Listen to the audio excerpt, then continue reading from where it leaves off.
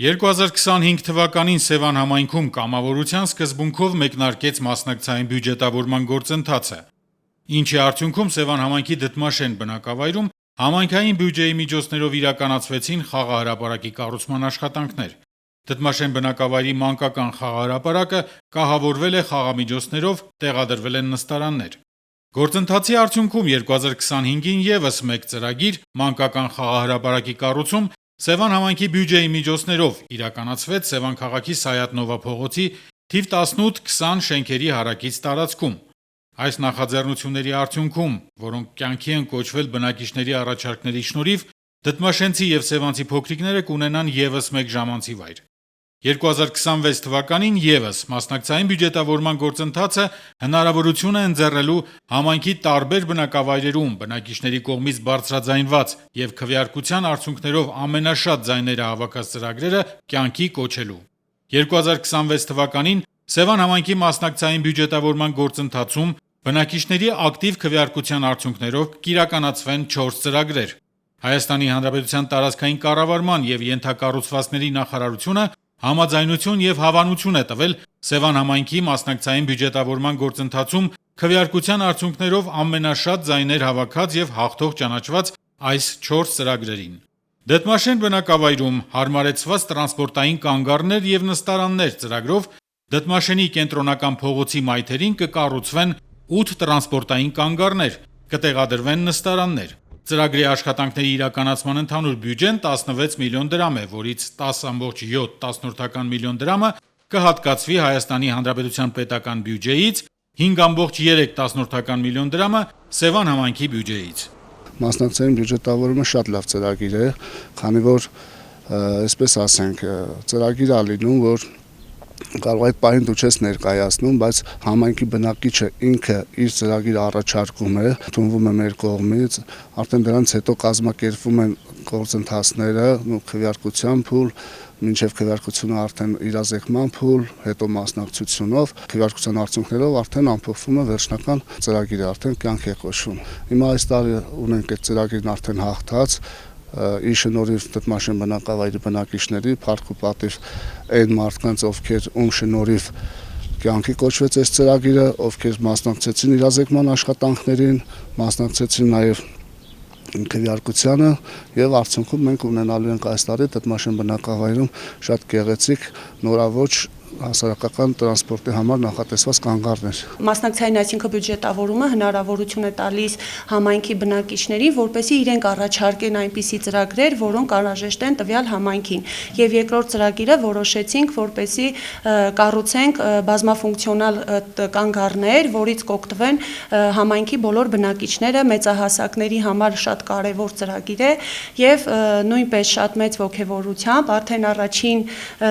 ծրագրից մեծ փորձ ունենալուց հետո երկրորդին ավելի բուռն մասնակցություն ունեցանք, երեխաների միջամտությամբ կարողացանք առավելագույն ձայների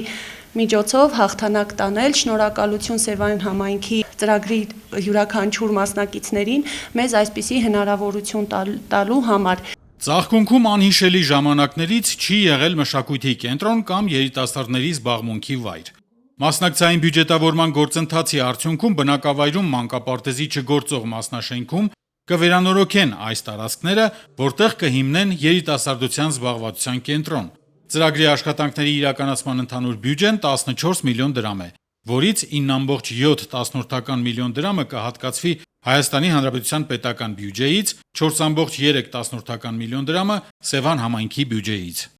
Մեր համայնքը դեռ հին ժամանակներից երբեք չի ունեցել երիտասարդական կենտրոն, չի ունեցել մի միջավայր, որտեղ կարող են երիտասարդները հավաքվել, զրուցել, տարբեր թեմաներ քննարկել, իրենց ձայնը լսելի դարձնել, սակայն հիմա ունենք հնարավորություն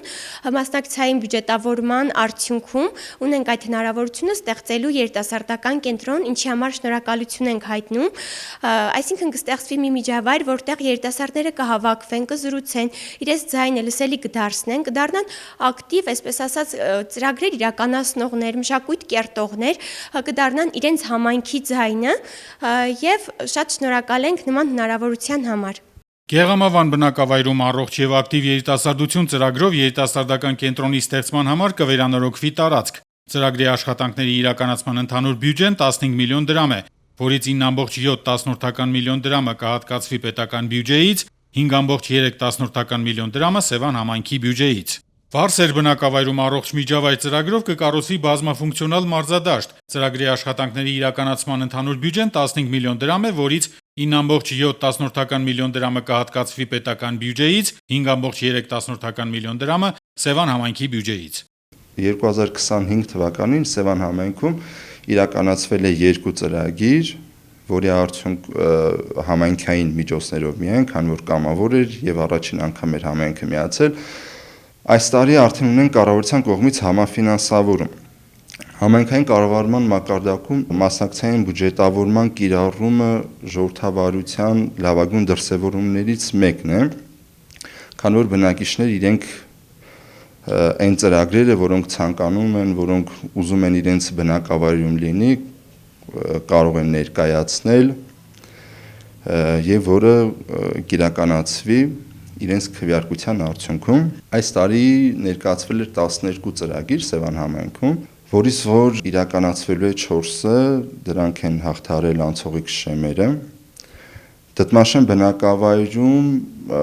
հարմարեցված կանգառներ եւ նստարաններ, հաջորդը Ծաղկունք բնակավայրում երիտասարդության կենտրոն պետք է կառուցվի,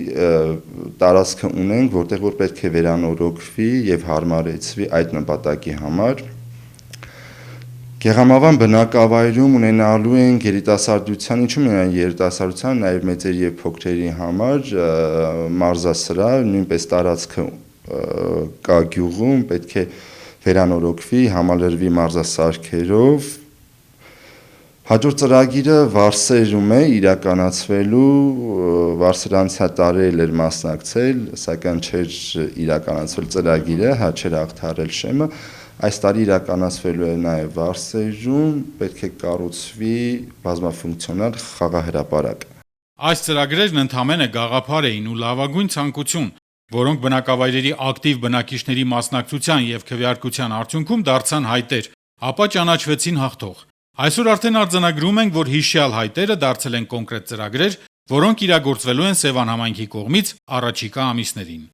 Սուրեն Բարսեղյան, Գնել Հովհաննիսյան, Սևանի STV1 հեռուստաընկերություն, Գեղամաուր։